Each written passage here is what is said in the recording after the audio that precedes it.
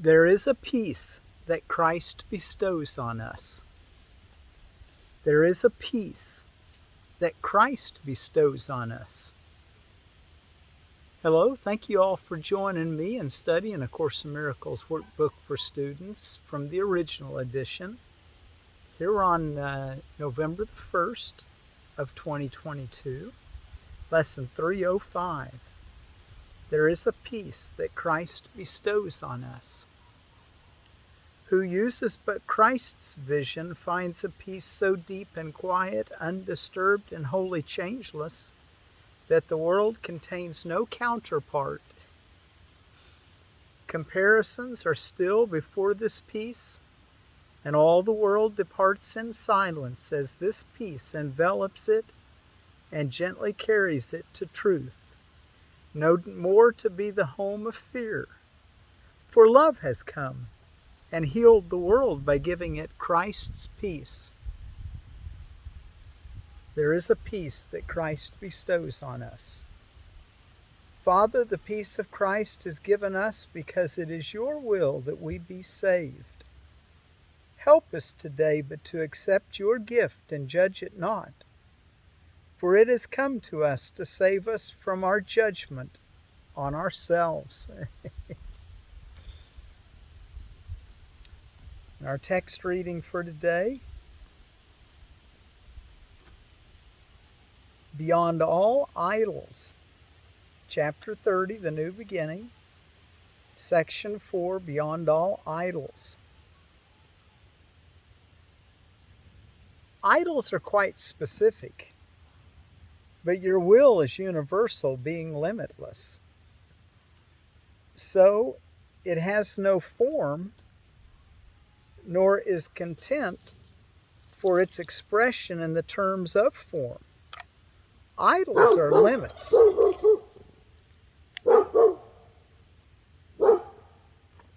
They are the belief that there are forms which will bring happiness, and that by limiting is all attained. It is as if they said, I have no need of everything.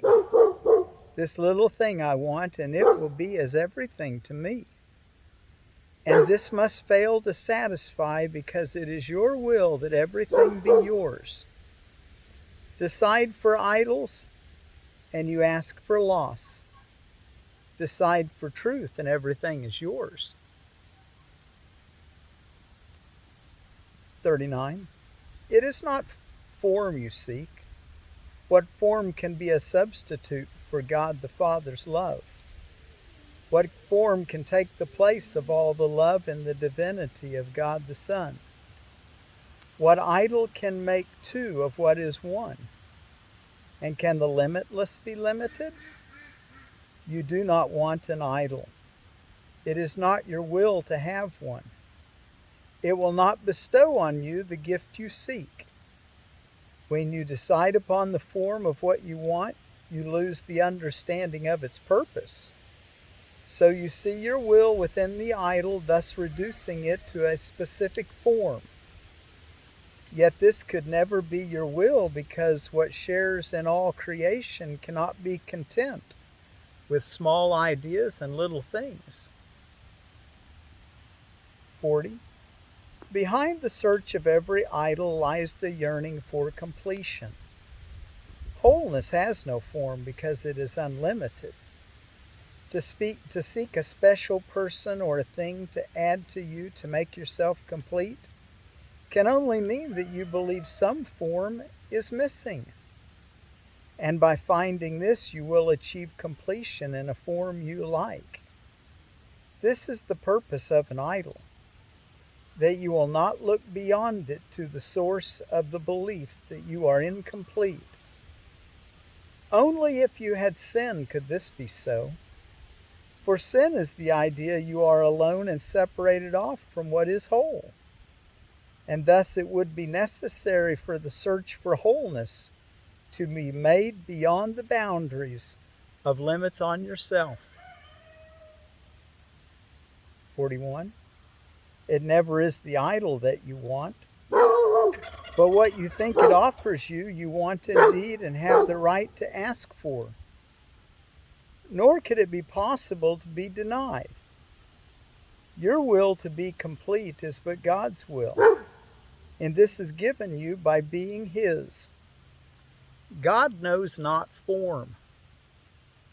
He cannot answer you in terms which have no meaning, and your will could not be satisfied with empty forms made but to fill a gap which is not there. It is not this you want. Creation gives no separate person and no separate thing the power to complete the Son of God. What idol can be called upon to give the Son of God what He already has? 42. Completion is the function of God's Son. He has no need to seek for it at all. Beyond all idols stands His holy will to be but what He is. For more than whole is meaningless. If there were change in Him, if He could be reduced to any form and limited to what is not in Him, He would not be as God created Him.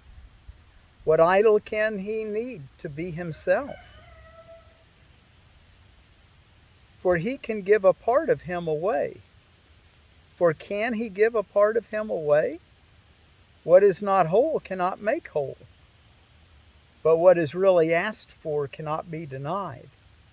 Your will is granted, not in any form that would content you not, but in the whole completely lovely thought God holds of you. 43. Nothing that God knows exists. Nothing that God knows not exists. Nothing that God knows not exists. And what He knows exists forever changelessly. For thoughts endure as long as does the mind that thought of them.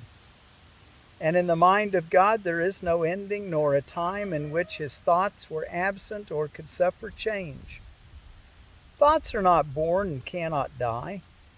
They share the attributes of their Creator, nor have they a separate life apart from His. The thoughts you think are in your mind, as you are in the mind which thought of you. And so there are no separate parts in what exists within God's mind. It is forever one, eternally united and at peace. 44. Thoughts seem to come and go, yet all this means is that you are sometimes aware of them and sometimes not. An unremembered thought is born again. An unremembered thought is born again to you when it returns to your awareness. Yet it did not die when you forgot it. It was always there, but you were unaware of it. The thought of God holds of you is perfectly unchanged by your forgetting. It will always be exactly as it was before the time when you forgot, and will be just the same when you remember. And it is the same within the interval when you forgot. 45. The thoughts of God are far beyond all change and shine forever. They await not birth. They wait for welcome and remembering. The thought of God holds of you is like a star unchangeable in an eternal sky. So high in heaven is it set that those outside of heaven know it not is there. So high in heaven is it set that those outside of heaven know not it is there. Yet still and white and lovely will it shine through all eternity. There was no time it was not there, no instant when its light grew dimmer or less perfect ever was. 46. Who knows the Father knows the light, for He is the eternal sky which holds it safe forever lifted up and anchored sure. Its perfect purity does not depend on whether it is seen on earth or not. The sky embraces it and softly holds it in its perfect place, which is as far from earth as earth from heaven. It is not the distance nor the time which keeps this star invisible to earth. But those who seek for idols cannot know this star is there. 47. Beyond all idols is the thought God holds of you. Completely unaffected by the turmoil and the terror of the world, the dreams of birth and death that here are dreamed, the myriad of forms that fear can take, quite undisturbed, the thought God holds of you remains exactly as it always was. Surrounded by a stillness so complete no sound of battle comes remotely near. It rests in certainty and perfect peace. Here is your one reality kept safe, completely unaware of all the world that worships idols and that knows not God. In perfect sureness of its changelessness and of its rest in its eternal home, the thought of God holds you.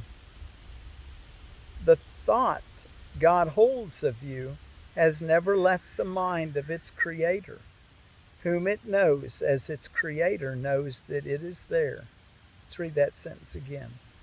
In perfect sureness of its changelessness and of its rest in its eternal home, the thought of God holds of you has never left the mind of its Creator, whom it knows, as its Creator knows that it is there. And the last paragraph, 48. Where could the thought God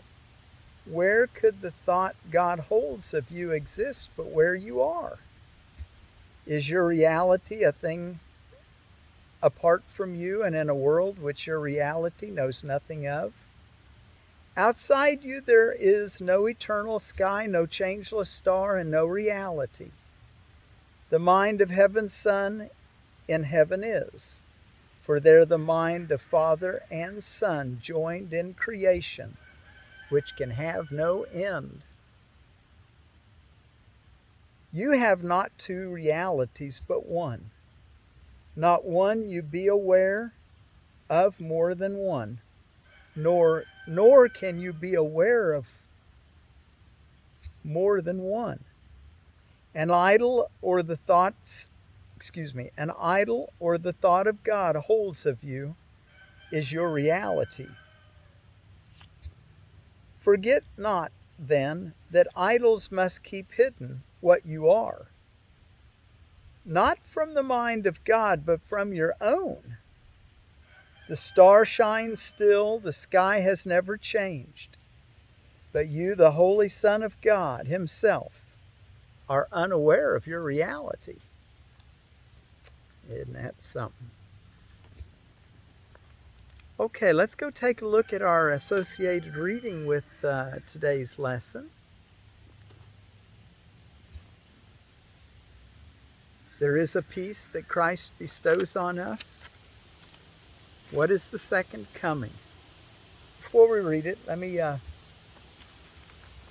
tell you a little bit more about blackberry cultivation. And I wanted to just mention, I'm kind of pretty low on energy. I just did a 17-day fast. I was going to go 21, and boy, last night I couldn't go any further. And all right, I probably could have, but I asked for help. You know how we're supposed to make decisions together. I asked the Holy One for help, and the most amazing thing, He came to me in a little vision, the typical Jesus with the white robe, and He said, "Son, let's break bread together." So we broke bread about 3 o'clock in the morning last night. Takes a couple days for me to get my energy back. Soil selection for raspberries, ediblelandscaping.com.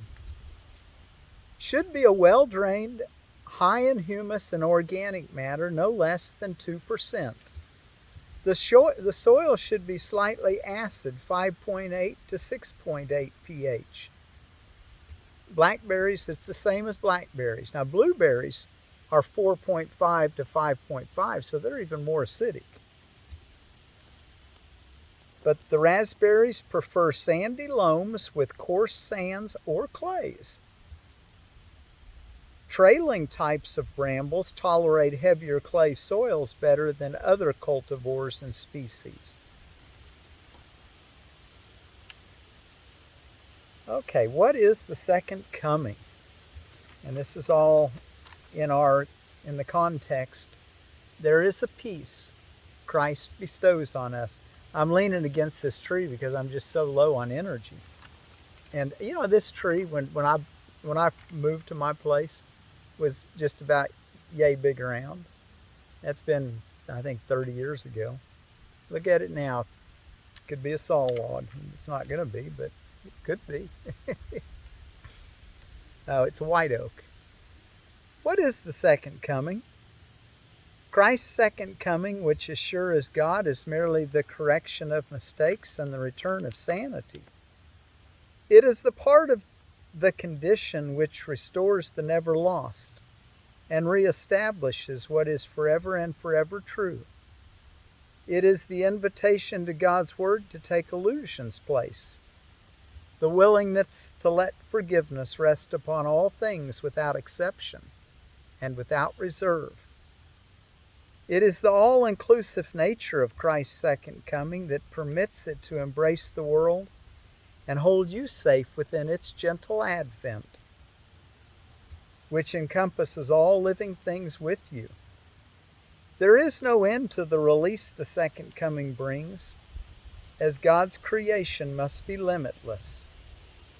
Forgiveness lights the second coming's way, because it shines on everyone as one, and thus is oneness recognized at last.